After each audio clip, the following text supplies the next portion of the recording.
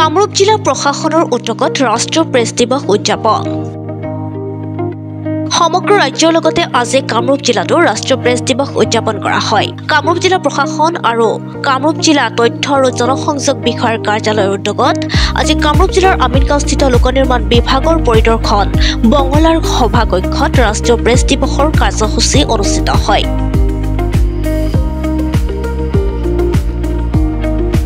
সভাত মুখ্য অতিথিৰূপে উপস্থিত থাকি কামৰূপ জিলাৰ জিলা আয়ুক্ত দেৱকুমাৰ মিশ্ৰই সকলো সংবাদকৰ্মীক প্ৰেছ দিৱসৰ শুভেচ্ছা জ্ঞাপন কৰে।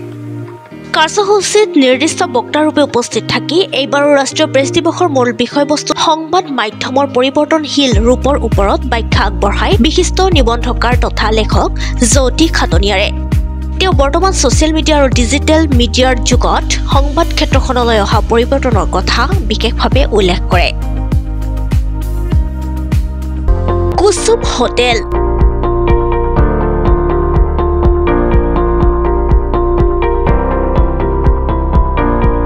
30 বছৰ অবিৰত সেৱা।